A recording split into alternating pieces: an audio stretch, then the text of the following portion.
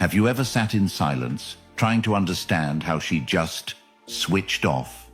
One moment she's holding your hand, calling you her everything, and then out of nowhere, she's cold, detached, texting slower, making excuses. You gave her your all, your time, your loyalty, your emotional support. You kept showing up, you were consistent, you were kind. You were there when no one else was, and yet she left. If you've felt this, if you've laid awake wondering, what did I do wrong?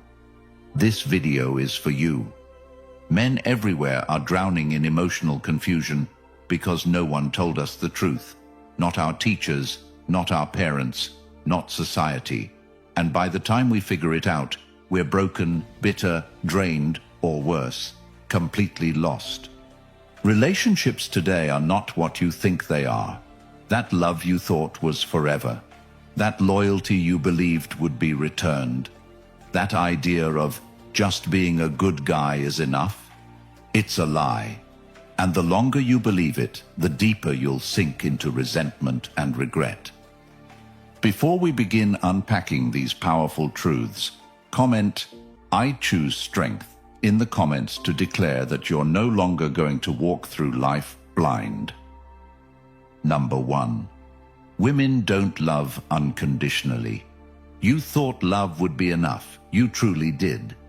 You believed that by showing up consistently, by being kind, by offering your loyalty, your time, your warmth, your resources, your heart, you were building something real, something that couldn't be shaken. And then one day, you saw her eyes change. Not suddenly, but gradually. She began to look past you when you spoke. Her touch became routine. Her tone turned polite instead of passionate. You ignored it at first, thought maybe she was tired, stressed, distracted. You waited it out. You gave her more. You tried harder. You thought if you just kept loving her the way you did at the start, she would remember. But she didn't. Because what no one told you, what society shields you from, what parents fail to mention, what friends awkwardly avoid saying outright, is that women do not love without condition. They never have. They never will. It is not cruelty. It is biology. They are wired to respond to who you are now, not who you were when you first met, not what you did in the past, not how you made them feel on vacation 6 months ago. Her love is transactional, whether you want to admit it or not.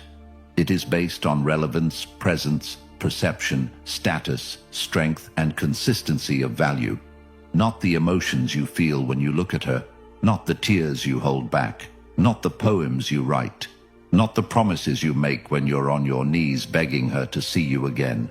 You could carry her world on your shoulders, and she will still walk away the moment she feels you are no longer the mountain she imagined. This isn't pessimism. This is the clarity you never got. You saw love as sanctuary. She sees love as an investment, and when the returns stop, so does the relationship.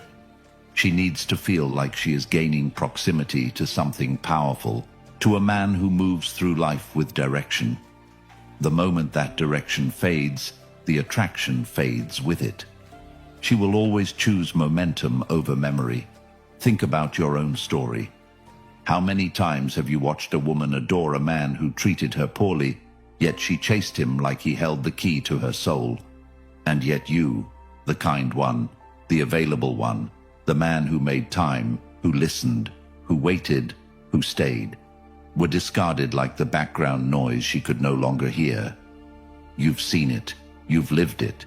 You've told yourself it was bad luck, wrong timing, incompatibility, her trauma. But deep down, a whisper remained. You were never enough for her the way you were, and now you know why.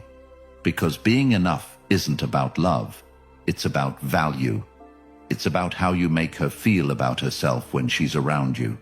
When you become the man who orients his world around her, she becomes the sun, and you become the satellite. And satellites don't excite, they orbit. When you drop your mission to make her your mission, she sees it not as devotion, but desperation. She won't always tell you, Sometimes she doesn't even realize it herself, but she will begin to feel less drawn, less admired, less emotionally pulled.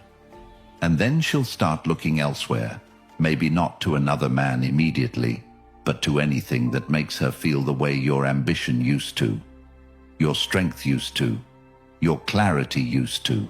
She'll dive into distractions, focus on herself, start saying she just needs space, and you'll keep trying to hold on to her with the same soft love that once made her smile. But now it makes her sigh, because the harshest truth of all is this: women are not built to stay out of gratitude. They are built to seek alignment, and alignment shifts constantly based on your actions. So how do you stop this cycle? You become the kind of man who builds his world with or without her. You stop giving your best to women who have not earned it. You stop believing that your love is supposed to be the glue. It's not. Your mission is the glue. Your standards are the glue. Your refusal to shrink just to be liked. That's the glue. Women follow men who are hard to influence emotionally, but soft enough to hold presence, who feel deeply but do not collapse under pressure, who can love with depth but never forget the order of their values. This doesn't mean you walk around heartless. It means you walk with hierarchy. Your peace comes first. Your vision comes second. Her place is earned through alignment with those two, not through looks, not through tears, not through potential. She earns your love the same way you were always expected to earn hers, by showing up with value. The moment you start choosing yourself first, everything changes. The energy shifts. She can feel it. You no longer need her admiration to validate your path. And that paradoxically makes her want to earn it more. Because love given freely has no weight. Love protected by principle that demands reciprocation, that maintains standards. That's the love she cannot walk away from. Not because it's manipulative, but because it's rare. You were born into a world that told you to seek peace through people. But peace is internal. It's earned by the man who knows that he is not defined by who stays or who leaves, but by who he remains, regardless. When you love from abundance, you no longer fear abandonment. When you operate from clarity, rejection no longer ruins you. It reveals what is misaligned. And that's freedom. That's where you begin. Number 2, nice guys are her last choice. You grew up believing kindness was the key, that if you were gentle, respectful, understanding, always available, that one day someone would see you for the rare, good-hearted soul you are. You thought love was something earned through quiet sacrifice, that the more you gave, the more you would be chosen. So you spent years being the shoulder to cry on, the man who answered every late-night call, the one who never interrupted, who always paid, who waited patiently while she explored every other option. And in the back of your mind, you told yourself, one day she'll see. One day she'll realize I'm the one who never left. But she didn't. She never did. Because women don't fall for consistency. They fall for presence, for polarity, for energy that challenges them, not coddles them. And you, in your quest to be the man she said she wanted, became invisible. You blended into the emotional background. You were safe, predictable, sweet, but you didn't make her feel. And women don't stay where they feel nothing, no matter how logical, no matter how stable, no matter how generous the man is. She craves tension, a dance of strength and depth, not a quiet contract of unspoken servitude. You became the emotional sponge she leaned on when the men she truly wanted broke her heart. And she thanked you for it. She told you you're such a great guy. She told you she wished she could love you the way you love her. And those words felt like daggers wrapped in silk, because they sounded like praise, but they echoed as rejection. You were the backup plan, the plan B, the emotional placeholder until she found someone who made her heart race instead of relax. And the irony is, she didn't even mean to do it maliciously. You trained her to see you as secondary. You set the tone. You agreed to the friend zone. You laughed off your own boundaries. You said, "I just want you to be happy." Even when she walked past your worth like it was disposable. And she did. Because she could. Because you let her. Because being nice, without the spine of self-worth behind it, isn't kindness. It's self-abandonment. Women don't respect men who abandon themselves. They use them. They talk to them. They ask them for favors. But they don't feel the pull of deep desire. That pull comes from a different place. From a man who speaks truth, even when it's uncomfortable. From a man who says no without explaining. From a man who doesn't apologize for taking up space. From a man who is kind, yes, but not at the cost of his power. You thought being the one who understands her would win her heart. But she never wanted someone to understand her. She wanted someone who could lead her. And you can't lead when you're constantly following her emotions. You can't lead when your schedule bends around her whims. You can't lead when your entire identity is wrapped around making sure she's okay. You're not her protector. You've become her emotional assistant. And she doesn't crave that. She might lean on it. She might depend on it. But she doesn't desire it. Desire is built on distance, on presence, on unpredictability. Not in your character, but in your energy. She wants to feel like she can lose you if she stops showing up. The moment she feels like you'll always be there, no matter how she treats you, the desire dies. And it doesn't come back. No amount of flowers, texts, sweet gestures, or heartfelt messages will resuscitate what was never rooted in tension. If you're the nice guy, the truth is, you trained her not to want you. But here's the liberation. You can retrain the world to see you differently. Start by drawing lines, not with rage, with clarity. Start by valuing your time, not as currency for affection, but as proof of your standards. Stop being the emotional first responder for women who never earned your devotion. Let them wonder where you went. Let them feel your absence. Not to manipulate, but to honor the value of your presence. Shift your energy inward. Create, move, build, not for her, for you. Because the more you become the man you've always imagined, the less you tolerate being anything less in the eyes of others. That's how attraction works. When you stop begging to be seen, you become impossible to ignore. The nice guy dies when the man inside him wakes up. When he finally decides that being wanted is not the same as being needed.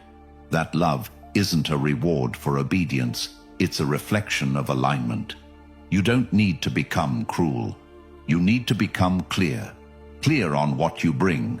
Clear on what you require. Clear on who earns access to your energy. And when you do, something radical happens. She'll see you again. Maybe not the same one who held her purse and picked her up at 2 a.m., but the man who suddenly doesn't flinch when she threatens to leave. The man who says, "I love you, but I love myself more." And in that moment, she'll feel what you've always wanted her to feel. Not guilt, not pity, but pull.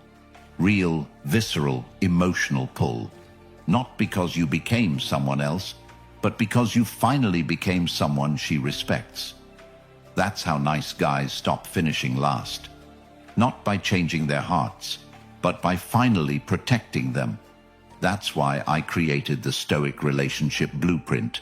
For the man who's finally ready to stop being chosen last, to stop repeating the same patterns, and to start leading his life with clarity, strength, and peace. If you've ever asked yourself why she lost interest, why you keep ending up in the same situations, why your kindness gets overlooked while others get chased, this book was written for you. It breaks down the exact principles you were never taught, the mindset shifts that transform how women see you, and the timeless strategies that make you respected without losing your heart. It's linked right below in the description, and once you have it, it's yours forever. This isn't a book you forget to read, or a video you scroll past. It's a blueprint you return to every time you need to remember who you are. This is where your transformation begins. Number 3, she categorizes you immediately.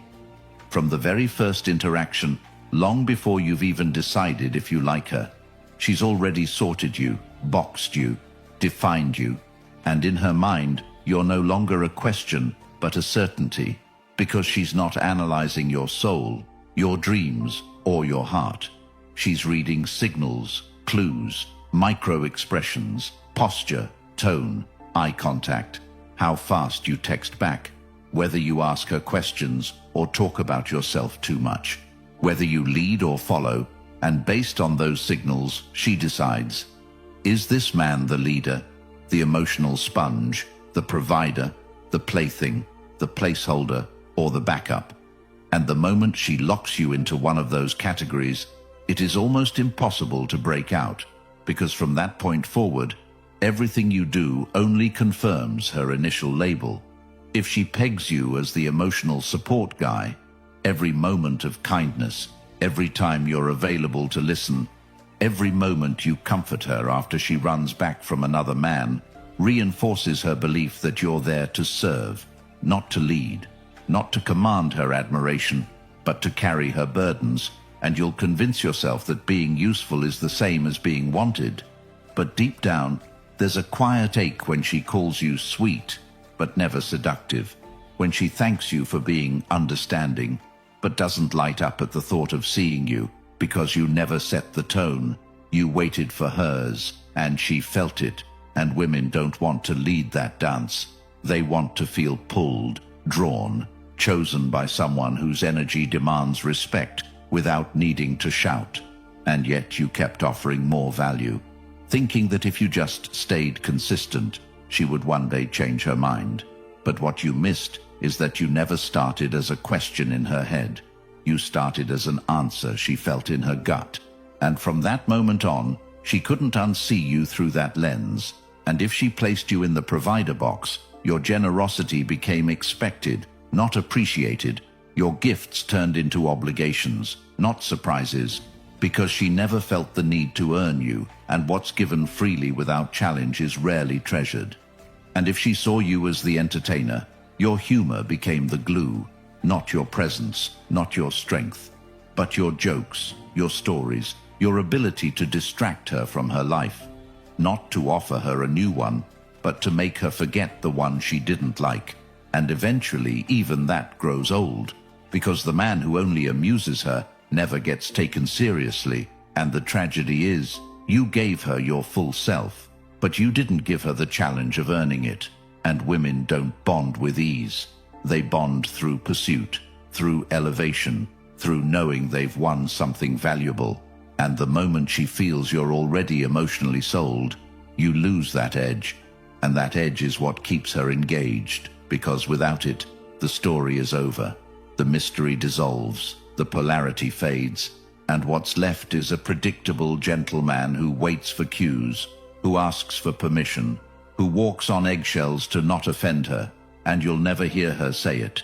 But that version of you quietly drains her, because every woman, whether she admits it or not, longs to feel something she can't quite explain. A thrill, a direction, a force. And that force is never born in a man who waits to be seen. It's born in the man who knows what he's worth before she decides it. And the worst part is, once you realize you've been boxed, every attempt to shift out of it feels like desperation, because by then, she knows your moves, your tells, your limits. And she's already decided what you are and what you'll never be. So the solution is not to fight your way out. It's to never walk in that box in the first place. And that starts with how you carry yourself, with how you speak, with how you decide to qualify her, rather than beg to be qualified. Qualified, with the tone that says, I don't need this, but I'm open to seeing what value you bring. And that tone will confuse her at first, because most men rush to please. But you'll be still, collected, selective, and she'll notice. And if she doesn't, you don't chase, you walk. because the man who walks knows he doesn't live to be categorized. He lives to be chosen by those wise enough to recognize his value, and that value never gets boxed. Number 4. She follows strength, not vulnerability. There is a pain men feel that's too deep to name, a pain that comes from the moment he bares his soul to her, thinking he's building intimacy, thinking vulnerability is the bridge to her heart, only to see her pull away, not in anger but in emotional absence, in withdrawal, in those faint shifts of energy that speak louder than her lips ever could. And you sit there wondering, didn't she say she wanted honesty? Didn't she ask me to open up? And yes, she did, but what she didn't tell you is that her attraction to you was never born in how soft you could be, but how anchored you are in the face of chaos, how steady you remain when things unravel. Because when you expose every scar in the hope of closeness, when you place your burdens at her feet and hope she'll carry them with you, what you may not realize is that she starts to see you not her rock, but as her project. And she never signed up to be your therapist, your mother, or your emotional caretaker, even if she said she could handle it. And so you watch the connection fade, not because she stopped caring, but because you changed position, from leader to dependent, from presence to plea, and she starts to see you through new eyes, not because your pain made you less of a man, but because you handed over your frame hoping she'd give it back wrapped in empathy. And now she doesn't feel what she used to, because the current shifted from admiration to obligation, and obligation is the death of romance. And every time you mistake emotional dumping for emotional bonding, you weaken her trust in your strength, not because you cried, not because you hurt, but because you didn't return from it with clarity. Because strength isn't about never falling, it's about how quickly you rise. And if your openness doesn't come with direction, if your sharing doesn't come with structure, if your emotion isn't tempered by action, she feels lost. And when she feels lost, she leads. And when she leads, she resents you, even if she never says it out loud. And the hard truth is, she wants a man who feels but doesn't falter, who aches but keeps moving, who knows how to bleed in private but show up whole. And that doesn't mean you fake confidence. It means you own your pain, carry it without needing applause, without asking her to save you, because no woman wants to save a man. She wants to follow him, to feel protected in his energy, to trust his emotional navigation. And the only way that happens is when you process, rebuild, and return stronger than you were before. And that strength doesn't mean silence, it means sovereignty. It means you speak truth when needed, but you never outsource your healing to her approval. You never beg for her understanding like it's oxygen, because the moment you make her your emotional oxygen, she starts to suffocate. And this is the part no one tells you. Women crave vulnerability with strength, not vulnerability for validation. And when you confuse the two, you lose her admiration. Because the same tears that melt her heart when she'd buy a man with self-command turn her cold when she'd buy a man who needs her reassurance to function. And the way back isn't to close up again. It's to refine your outlet, to know who earns access to your depth, to reserve your rawness for those who respect the weight of your words, and to give her not your wounds, but your wisdom, not your chaos, but your clarity. And when she sees you stand tall, even after you've been broken, when she sees you rebuild without seeking her permission, she feels safe. Not because you're unshakable, but because you shake and keep standing, because you are the lighthouse. And when she senses that, she follows, not because you told her to, but because her soul instinctively aligns with your direction.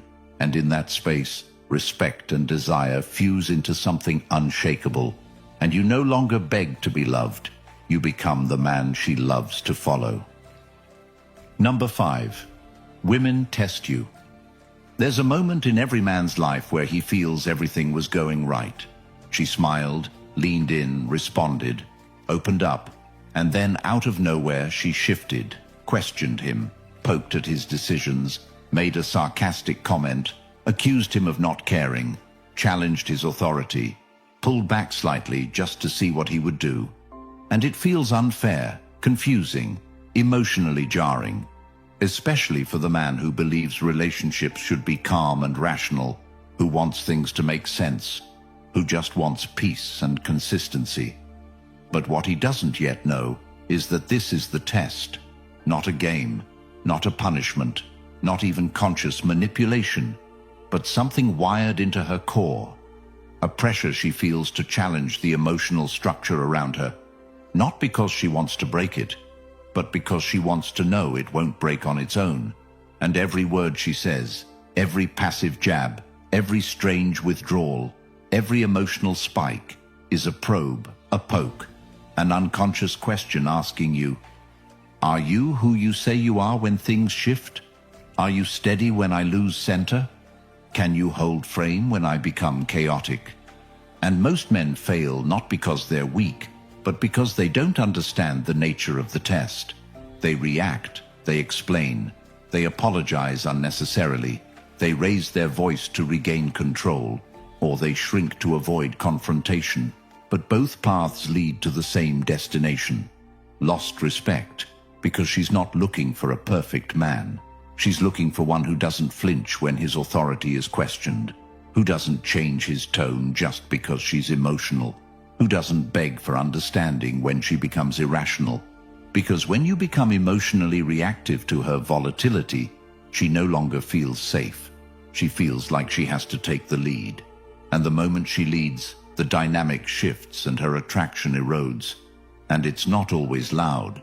Sometimes the shift is quiet, in a look, in how she responds to your touch, in how fast she texts back, in the way she starts withholding affection without explanation. And it's in these moments that most men panic, not because of the withdrawal itself, but because they fear what it means. They feel the loss of validation, the loss of comfort, and they try to repair the bond with words, with gifts, with desperate gestures, not realizing they're failing the one test that matters.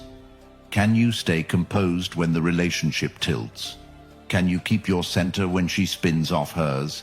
Because what she's actually searching for is proof that she doesn't need to mother you emotionally, that your masculinity isn't a mask that falls the moment tension rises. And when you learn to see these tests for what they are, you stop reacting and start leading. You don't explain your worth. You demonstrate it through stillness. You don't over-apologize for boundaries. You stand on them. You don't ask for her to calm down. You show calm. And she feels that difference in her nervous system before her mind can explain it. And now she leans back in, not because you manipulated her, but because you reminded her, through presence, not persuasion, that she's safe in your direction. And the deeper truth is this: she'll keep testing you as long as she feels the need to confirm your strength. And the moment you consistently pass, the tests decrease, not because she's changed, but because she trusts. And the only way to earn that trust isn't through comfort, but through consistency. And if you want to build a bond that endures, stop reacting to her tests and start refining your frame. And you'll find that what used to feel like chaos now becomes confirmation. Confirmation that she's still invested enough to challenge you, and that your job is never to stop her from testing, but to become the kind of man who no longer fears them. Number 6. Your resources are tools, not tokens. There's a harsh awakening that most men never see coming, and it starts when they realize that everything they've given, every dinner paid for, every trip booked, every favor done, every time they covered the bill without hesitation, wasn't building love. It was building an expectation, a lifestyle, a habit in her mind that this is just who you are, that you provide, that you'll always step up. And slowly, without words, she begins to see you less as a man and more as a source of stability, a source of experiences, a source of comfort.